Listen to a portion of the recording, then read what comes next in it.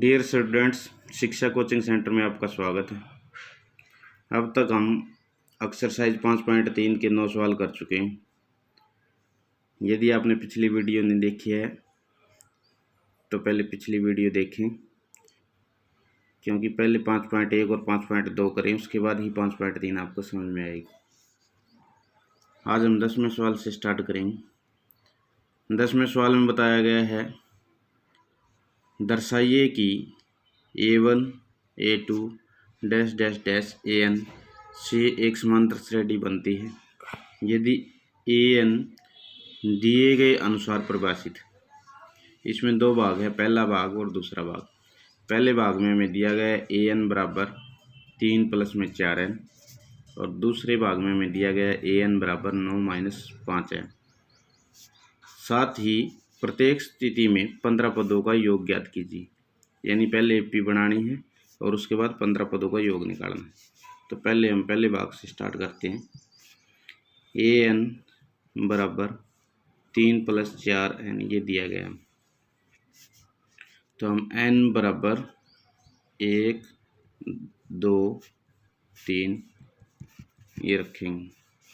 तो N के लिए पहले 1 का मान रखेंगे, यानी N का मान 1 रखेंगे, तो ये बन जाएगा 3 प्लस 4 गुणा में 1, यानी 3 प्लस 4 की और 1 की गुणा करेंगे तो 4 मिलेगा।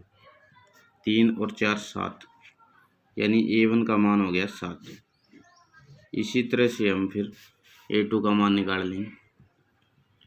A2 का मान मतलब कि N की जगह 2 रख देंगे, तो N की जगह 2 रखेंगे तो ये हो जाएगा 3 प्लस 4 गुणा में 2, क्योंकि N का मान 2 है, तो 3 प्लस 4 दूनी 8। तो N की जगह हमने 2 रख दिया, तो ये बन गया 4 दूनी 8, 3 और 8 11, यानी A2 का मान आ गया 11। इसी तरह से A3 निकालेंगे। A3 का मतलब N की जगह 3 रखेंगे, तो 3 प्लस 4 गुणा में 3, क्योंकि N का मान 3 है, तो 3 प्लस 4 3 12, 3 प्लस 12 15, यानी कि A3 का मान आ जाएगा 15।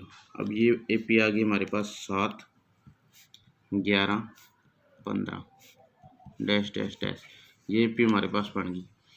15 पदों का योग निकालना है, तो A1 7 है, A2 11 है, A3 15। सबसे पहले D निकाल लेंगे। D निकालने के लिए क्या करेंगे, दूसरे पद में से पहले पद को घटा देंगे, यानी 11 में से 7 को हटाएंगे तो 4 बचेगा, तो D आ गया। उसके बाद SN का फार्मूला लगाएंगे। SN बराबर N बटा 2 2A1 plus N minus 1 D। N बटा 2 का मतलब है कि 15/2, क्योंकि 15 पदों का योग निकालना है।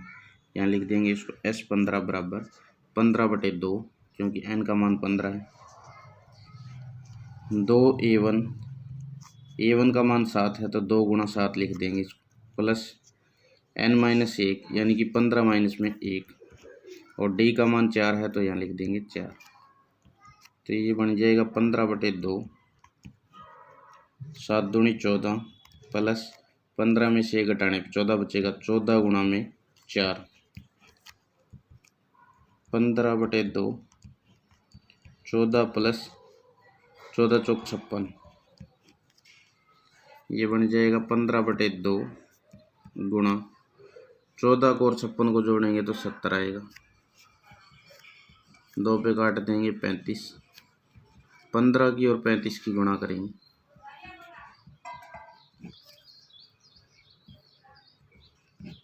तो ये बनेगा 525 हमारा फाइनल आंसर आ जाएगा। तो पहला भाग हमारा कंप्लीट हो गया। दूसरा भाग आपको खुद कर लेना है, अगर कोई प्रॉब्लम आती है तो कमेंट करें। उसके बाद 11वां सवाल है। 11वें सवाल में हमें दिया गया है, यदि किसी समांतर श्रेणी के प्रथम n पदों का योग 4n माइनस n की 2 है तो इसका प्रथम पद क्या है, प्रथम 2 पदों का योग क्या है, इसी प्रकार तीसरे, 10वें और nवें पद ज्ञात कीजिए। n पदों का योग हमें ये दिया गया, तो हम इसको लिख लेते हैं एस एन बराबर 4n माइनस n की 2।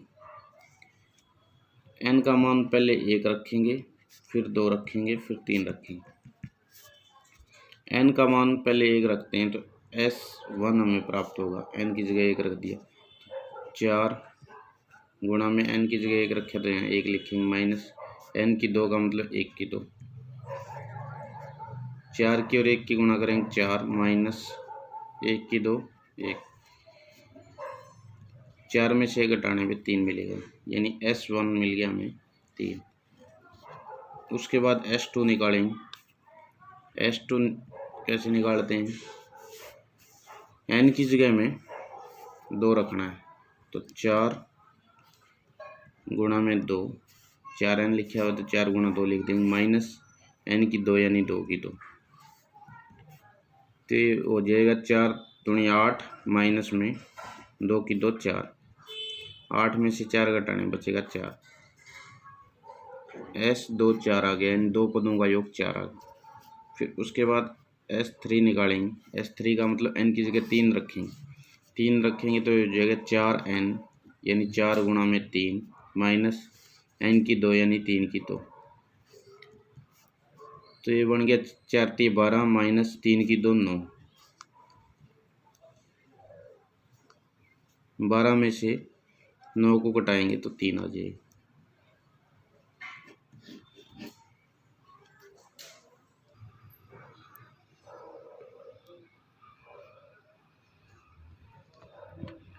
तो इस तरह से पहले पद का योग 3 आ गया, 2 पदों का योग 4, 3 पदों का योग 3। पूछा गया था कि प्रथम 2 पदों का योग क्या है, प्रथम 2 पदों का योग 4 है। इसी प्रकार तीसरे, 10वें और nवें पद ज्ञात कीजिए, यानी तीसरा पद निकालना है, 10वां पद निकालना है और nवां पद निकालना है। तो हमें तीसरा पद, 2 पदों का योग आ गया हमारे पास 4, तीसरा पद निकालना है, यानी कि A3 निकालना। तो A3 निकालने के लिए हम क्या करेंगे, S3 में से S2 को घटा देंगे, यानी कि 3 पदों के योग में से 3 पदों का योग 3 है, और उसमें से 2 पदों के योग को घटा देंगे, यानी 4 को घटा देंगे, तो यह आ जाएगा -1, यानी तीसरा पद आ गया हमारे पास -1। 10वां पद निकालना है, A10 का मतलब होता है A1 प्लस में 9D। तो A1 हमारे पास नहीं है, D भी हमारे पास नहीं, तो क्या करेंगे, तो पहले A1 निकालेंगे।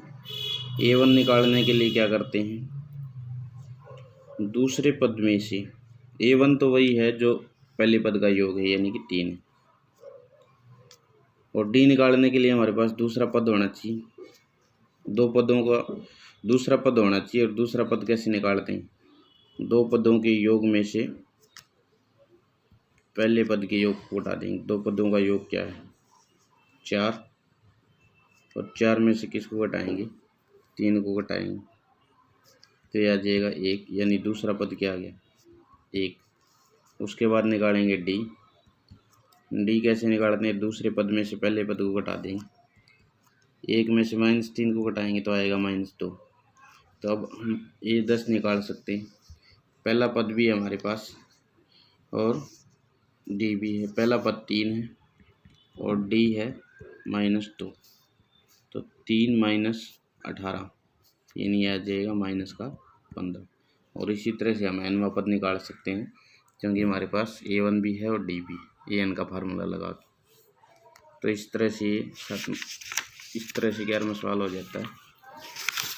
उसके बाद करेंगे 12वां सवाल। 12वें में क्या है कि ऐसे प्रथम 40 धन पूर्णांकों का योग ज्ञात कीजिए जो 6 से विभाज्य। 6 से विभाज्य, सबसे पहले संख्या होती 6, फिर 12, फिर 18 डैश डैश डैश, ये इस तरह से AP बन गई। पहला पद हमारे पास 6 है, दूसरा पद 12, तो D आ जाएगा 6, 12 में से 6 को घटाएंगे 40 धन पूर्णांकों का योग ज्ञात करना है। इसका मतलब कि 40 पदों का योग निकालना है। तो n हमारे पास हो जाएगा 40। तो SN का फार्मूला लगाएंगे n/2 2a1 प्लस n-1d।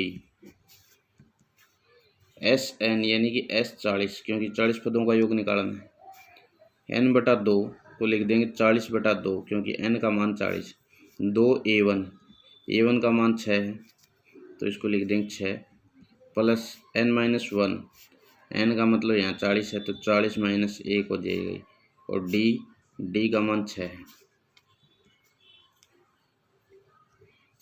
इसको 2 पे काट देंगे तो हो जाएगा 20।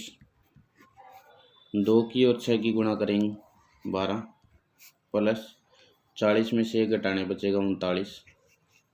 और 39 की और 6 की गुणा करते हैं, यानी 20 12 प्लस 39 की और 6 की गुणा जब हम करेंगे तो हमें मिलेगा 6 × 54 हासिल 5 6 3 18 और 5 23, यानी 234 मिलेगा।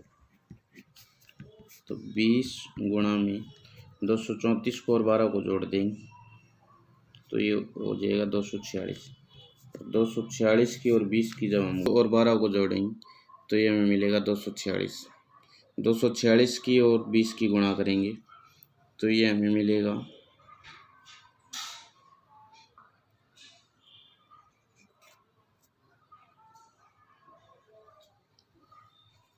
4920, यानी कि 40 धन पूर्णांकों का ये योग आ जाएगा 4920। तो इस तरह से हमने 12 सवाल कंप्लीट कर लिए।